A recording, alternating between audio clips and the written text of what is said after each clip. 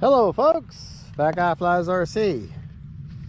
We're out here at the Avon Park Aero Modelers Association, or I'm sorry, Aero Modelers Club, and I learned that it wasn't an association. I know there is a distinct difference. But anyways, the Aero Modelers Club, and our club is a non-profit organization. We just pay the county to rent the place and they let us fly. So all right, let's see now. Stability mode. Okay, that's stability mode.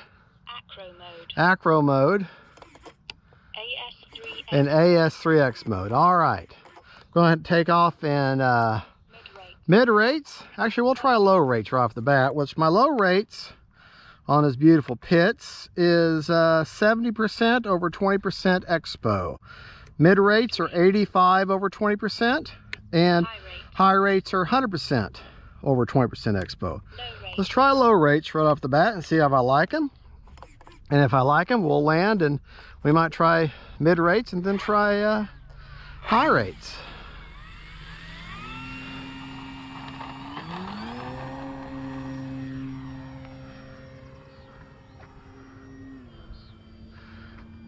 The receiver I have chose for this plane is an AR620 antenna-less spectrum receiver. Okay. Even at low rates, plenty aerobatic. All right.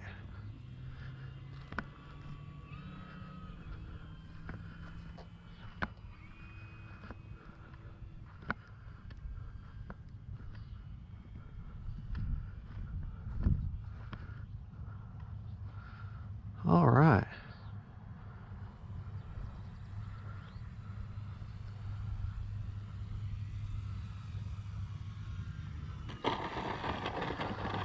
All right, low rates is fine.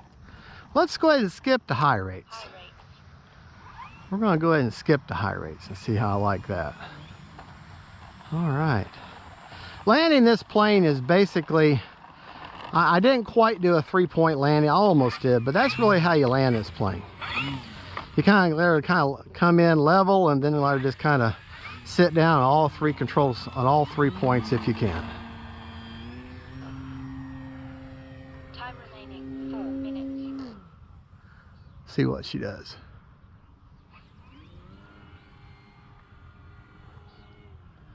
Oh, high rates is fine.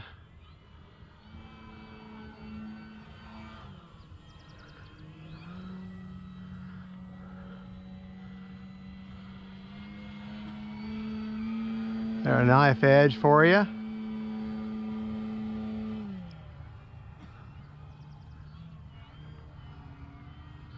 Yeah.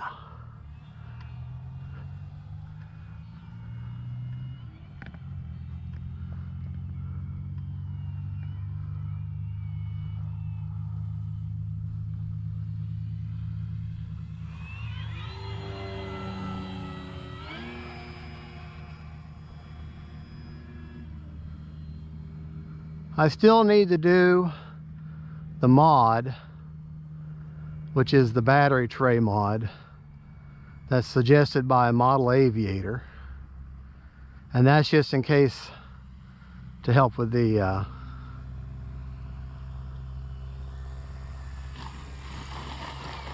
let me show you real quick. Motor off. Okay, just real quick. If you look up in there and you see that battery tray, okay, the bottom of that battery tray has 2 small little plastic pegs that pop in whenever the battery's in the secure spot. Well, problem with that is those 2 little plastic pegs will wear off over time by pulling tray in and out, in and out, in and out. And eventually they're going to wear off, and then one of these days you're going to be flying, and then your battery, which weighs several pounds, is going to suddenly drop to the back of the plane, and now you're going to have a 50-50 chance of survival if those odds are that good. Now the mod that he does is to put right here epoxy on a foam block down about 2.5, 3 inches, you know, right here. And then that will butt up against that battery. And that way, in case that battery ever starts to slide, that block will catch it and you have a recovered plane. You may not even know that that had happened. And so definitely something to consider and definitely want to do. I mean, these are things that you just over time, you know, think wear out over time.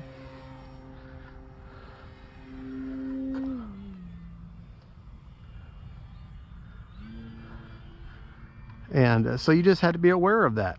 This is why whenever you go back to your, wherever you keep your planes at, shed, garage, bedroom, you know, a room in your house, just wherever you keep your planes, you want, when you get back, you want to be able to check everything. You want to check all your control surfaces, check the linkages, check the motor. Just make sure you any unusual rattling or anything that feels suddenly loose that wasn't that way before. Just go ahead and check it. That way, whenever you're ready to go fly, then you're ready to go fly. All you gotta do is turn your transmitter on and slap a battery and go for it. You know, because I'll tell you, it really is a pain in the butt to get to the flying field and realize you can't fly that plane out because you just did a pre-flight, checked your control surfaces, and your aileron, one of your ailerons has come detached, or your elevator has come detached. That is not what you want to experience. That is not what you want to do. Not at all.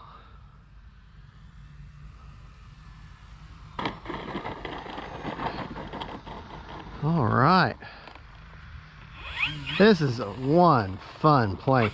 Now, nothing against the E-Flight little 800 millimeter one, but for whatever reason, I found it to be a lot harder to fly than this one.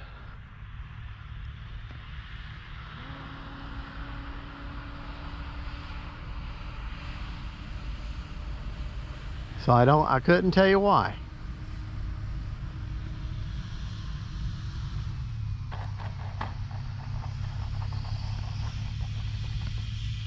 There we go. With this plane here, if you noticed, when I was getting ready to touch down, I let her fly just off the ground for just a few inches for quite a while. That helps bleed off the steam, and basically you want to touch down with this plane right before you'd have a stall.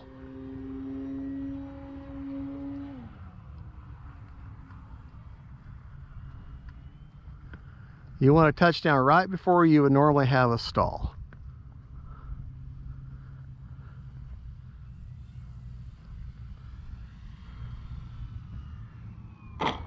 See how I kind of held her up there for just a second? That's what you want. All right, we got enough in her for one more good one. Got a minute and 19 seconds.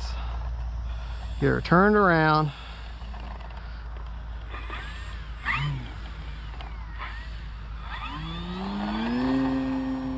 And she'll just pick right up in the air for you.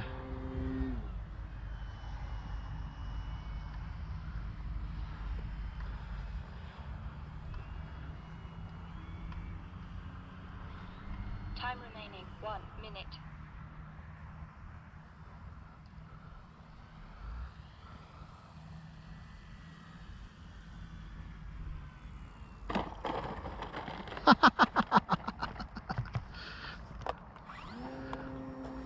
You knew I had to do one more.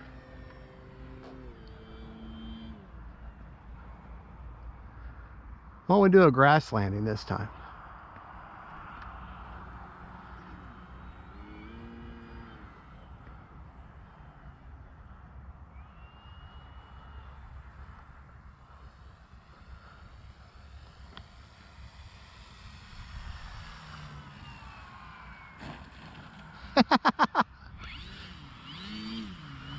All right, folks, there you go.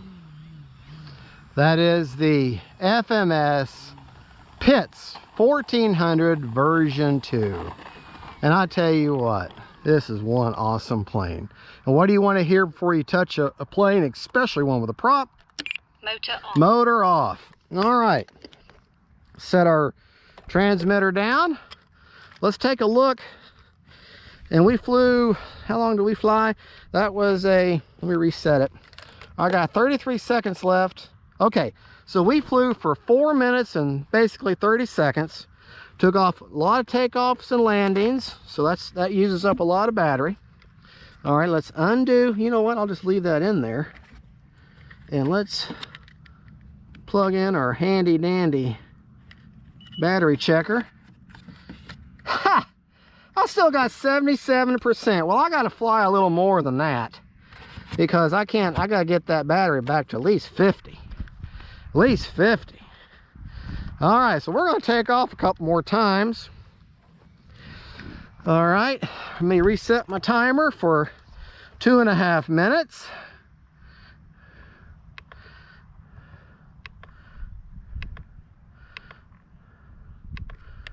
All right. Yeah, I just couldn't. 77% left. Got to fly some more. Man, that is just one beautiful plane.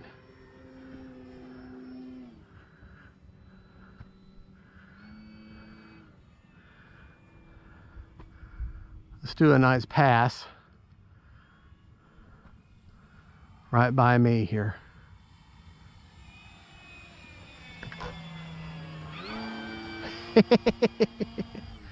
Let's see if we can't land this plane.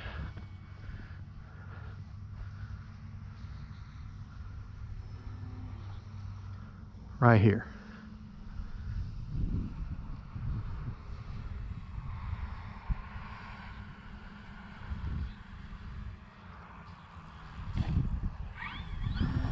Well, that was an unintentional touch and go.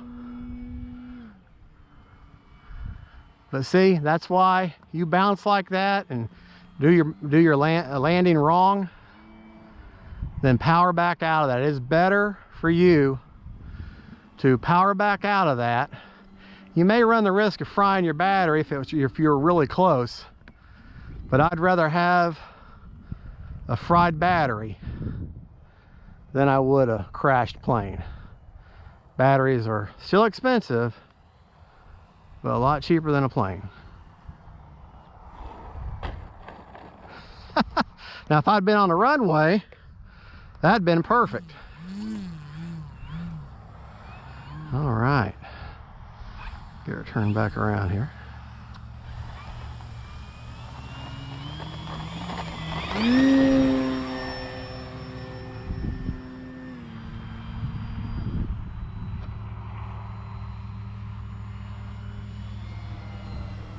Time remaining 1 minute. All right.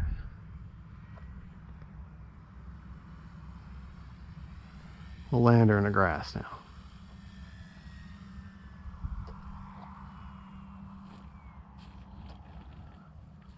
Whoa. Up, up, up, up. All right, this is the part of the video where I'll probably fast forward over to the plane. Okay, we're at the plane now. Motor off. We did our lawn irrigation there with the plane. So let's taxi on back. And in case you haven't figured out, that was a mistake. But look how nice she taxis. Boy, she taxis so well. All right, let's check this in a... What do you want to hear before you touch a model as always? Motor off. Motor off. Okay, let's try checking the tank again. Now that we flew a little bit more, another 2 minutes. Let's see what kind of juice we got now. Okay, what kind of juice we got now?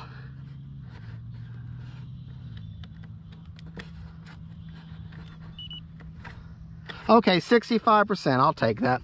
But just to show you, that's where the reflex, that's where it came. That's where I've got my AR620. And to show you, let me unplug the plane real quick. Do it one-handed. Now here, you hear that? Okay, it popped through. Let me listen to this noise. Hear that pop? Over time, that pop is going to get less and less distinct. Okay, but if you look real close, see the tip of my finger? See them little plastic risings right there? Those are going to slowly wear off, and that's all that's holding your battery tray in. So that mod, I think, is necessary. The other thing you could do, and I did this in the pits, is put me a golf tee sticking right in there to hold that in, but that's up to you. All right, folks, thank you so much for watching. Don't forget to like and subscribe, and don't forget, faith, family, and friends, and then planes. Bye, y'all.